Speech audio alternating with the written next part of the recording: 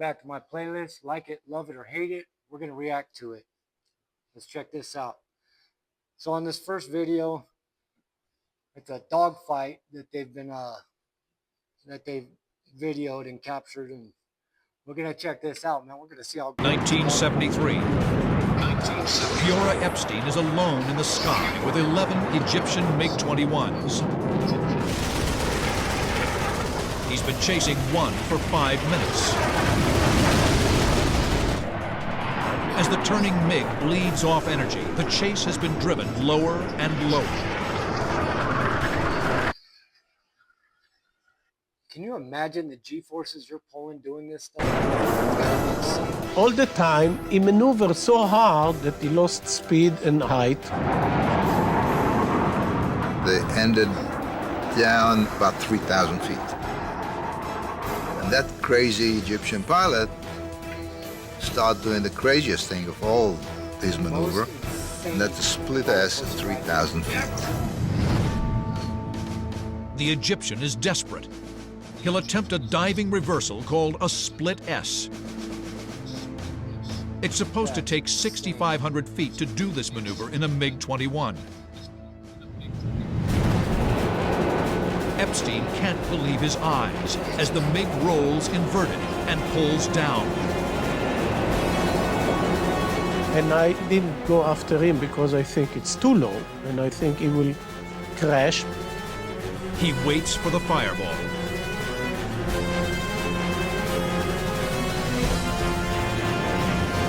I don't know how, but he went out with clouds of dust. And he thought that's it, it crashed. Split seconds after that, he sees that MiG-21 raising up. That is fucking awesome, dude. I would love to ride in a MiG, whatever it is. It's a rocket. The Egyptian has pulled off an amazing aerobatic feat, subjecting both himself and his airplane to crushing acceleration forces. Really, he did things that it's hard to believe that MiG-21 can do. But the Egyptian pilot, for all his heroic efforts, has run out of energy and options. The throttle is firewall. 16,000 pounds of thrust shriek in angry protest against the heavy pull of the desert floor. Epstein is waiting. The MiG is dispatched with a short burst.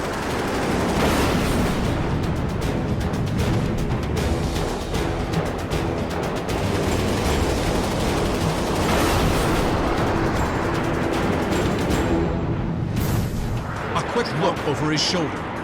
Another MiG closing on his tail. Deleted. 9 more circling, all intent on blowing him out of the sky.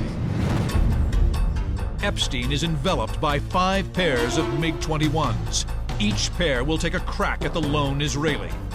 As soon as 2 MiG-21s complete a pass, another pair is ready to engage. I was on the defense all the time. But from time to time... Of course you're on the defense all the time. You got some MiGs on your ass, dude. You better bail, dog.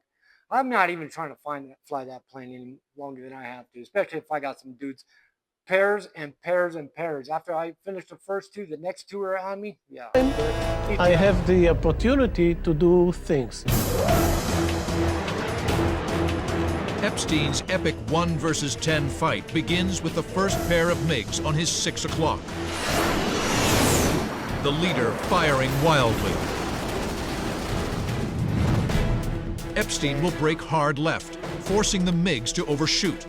But his Delta Wing Nesher will lose energy in a sustained turn, making him vulnerable to attack. Epstein throws the stick over. Then levels his wings. It's called unloading, or decreasing the centrifugal G-forces that deplete energy. So immediately, you level the aeroplane and try to gain as much speed as you can until the other pair come after you. if you continue to turn after you brake, then you lost all your speed. And then somebody else can come from the outside and kill you. No sooner does he level the wings than he sees two other MiGs directly off his nose. Suddenly I see flashes in front of me, and I see two MiG-21s launch missile against me head-on. The missiles have no chance of arming or detonating from the forward quarter, but just the impact would be fatal. All Epstein can do is duck.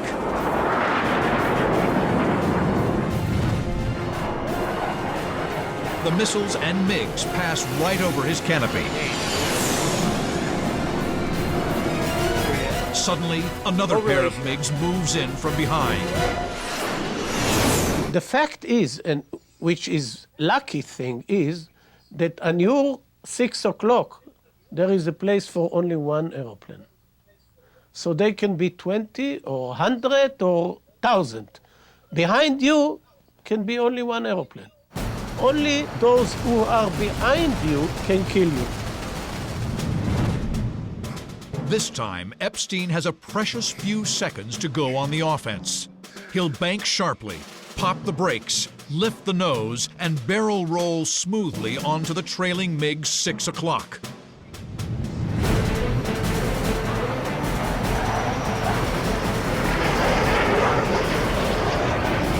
In a brilliant display of aerial dexterity, he's turned the tables on the MiGs.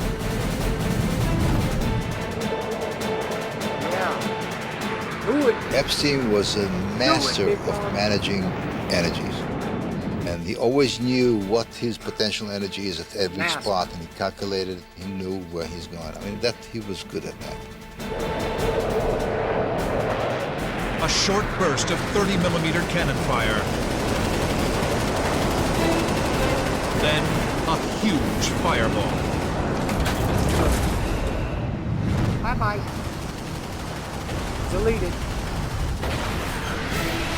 Epstein immediately levels his wings, preparing for the next encounter. The last pair of MiGs move in for the kill.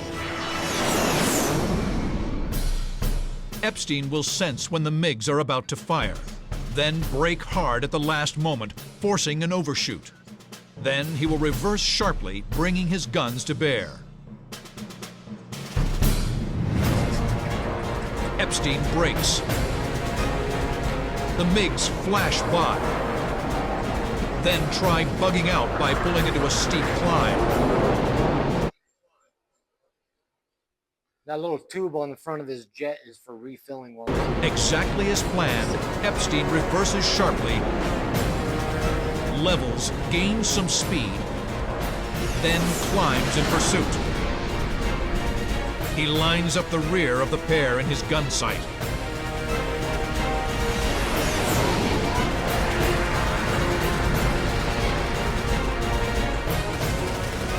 I shoot the number 2, and it hit him in the cockpit.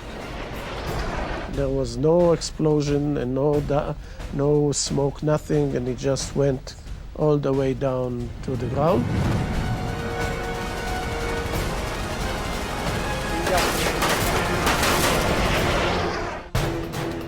The other MiG continues to run. Epstein brings his nose to bear and acquires good tone from his remaining heat-seeking missile. I launched my second missile, which unfortunately went like a bidon. The missile falls away from the underwing pylon. Epstein has the cannon ammunition, but not enough fuel for a chase. It would have been his 5th kill for the day. I was cocky enough to ask the controller if there is any more targets for me. So he tell me no. Epstein returns to his base, a forward outpost in the Sinai Desert. After shutting down the engine, he has to be lifted out of the cockpit. My legs shaking, and There is no, because it was nearly 10 minutes of very, very intensive 10 thing. minutes, dude. That's all. He probably looked a lifetime. 10 adrenaline-pumping minutes of dodging and weaving, rolling and reversing, That's so much. I would pulling maximum positive and negative G.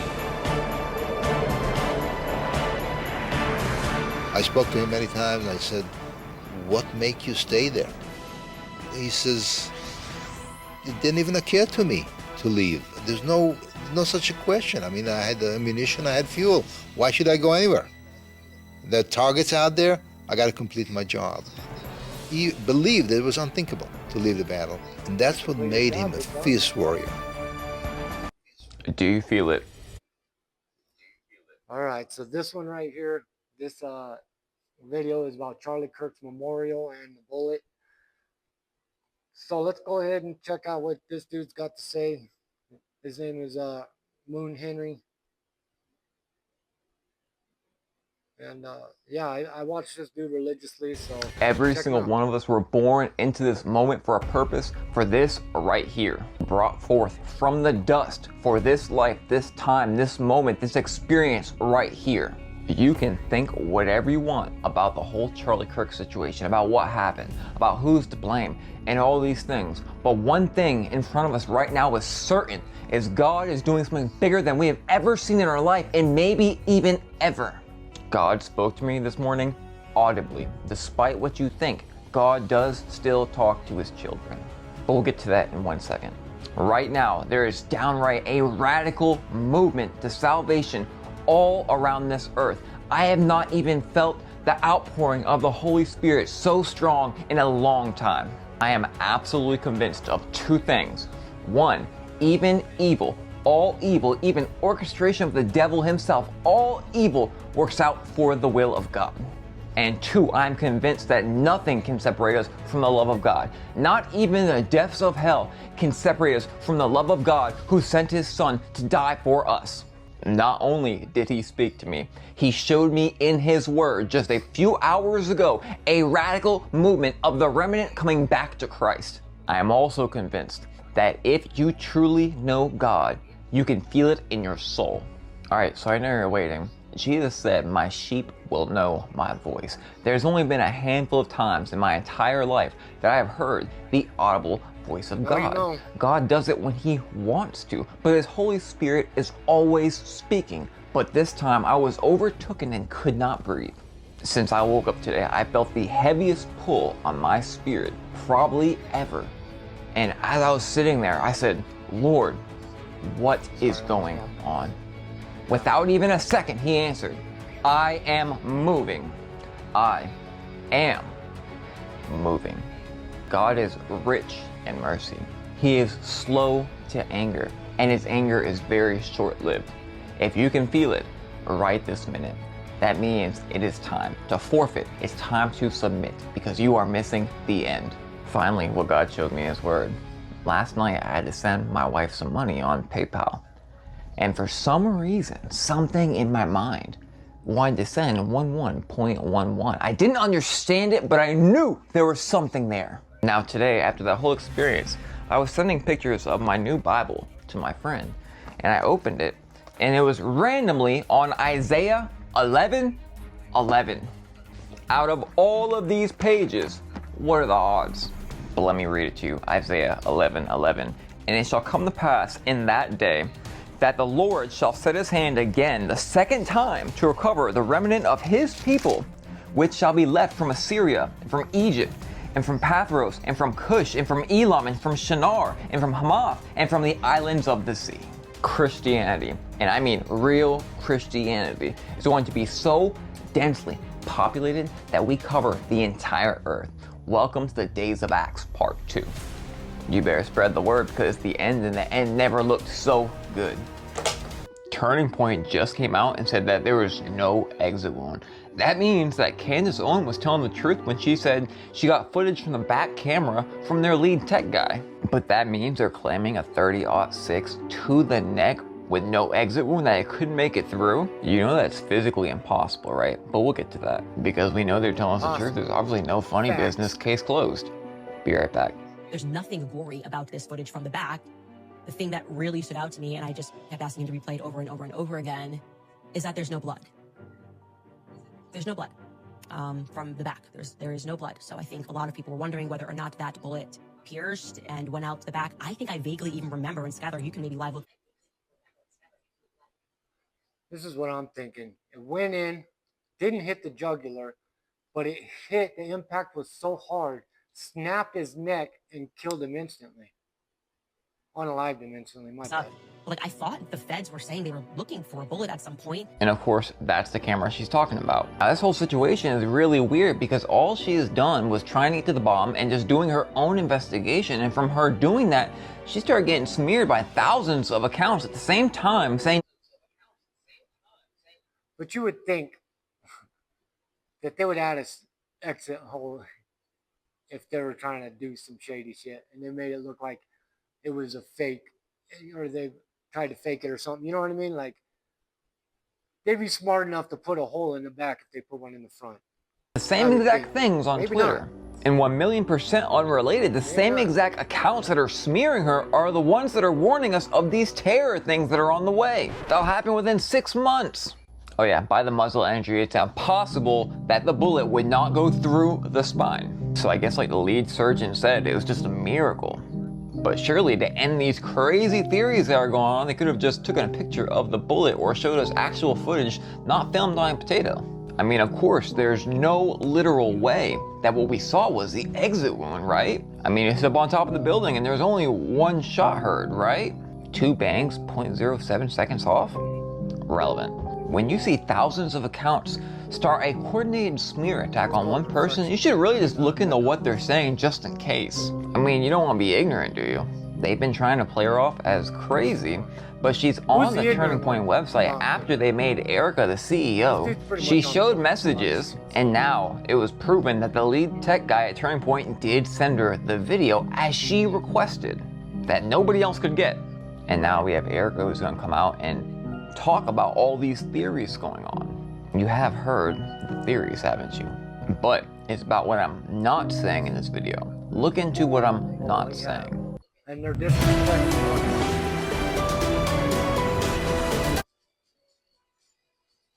All right, so I could go on forever about the Charlie Kirk assassination. I'm not gonna, because I have more respect for that dude's family, and I'm trying to allow them to have their closure, as well as, you know, let the country heal. You know, a lot of people are hurting out there, and I get it. You know, it's a pretty crazy time in our country right now. But anyways, this next one is a question: is our government being forced to reveal the truths about UFOs and the proof that they're out there? Hi, my name is Jaime Maussan. I am a journalist since 1970.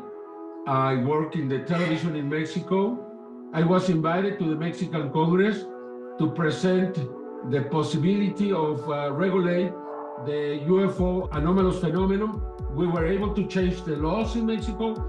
It is now prohibited by law to classify any information regarding this phenomenon. Now the people knows about this phenomenon probably more than any other part in the world. I became interested in these bodies that were being presented from Peru, and I saw them and I said, this is not real. One of my reporters came to me and said, I think this is important. We took many scientists from Mexico, invited some scientists from Russia, and we had scientists from Peru, and all of us went to see these bodies, and we were amazed. We took the bodies to make x-rays. When somebody makes a real investigation, and I mean a real investigation from the United States, from Europe, from a recognized university, they will find they are real because we did the investigation. They are afraid, I think. People in the world have different economical interests, religious reasons, but I found there is the truth out that there. many people don't want to believe this. But it doesn't matter what they think. This is real, and sooner or later this is going to be proven. that these bodies We have are verified the from truth. something else. They are not from Earth. They are from somewhere else. And I think when they investigate them, because this is physical evidence, they will find the same. After we start communication with these intelligences that I am convinced are here, and they have been here for a long time, I think humanity will join, and that's the only chance we have to really move the world in I one hope so. direction. And I this hope so, direction is to save the planet, to save the It's like, species, and save the future that's just of our kids.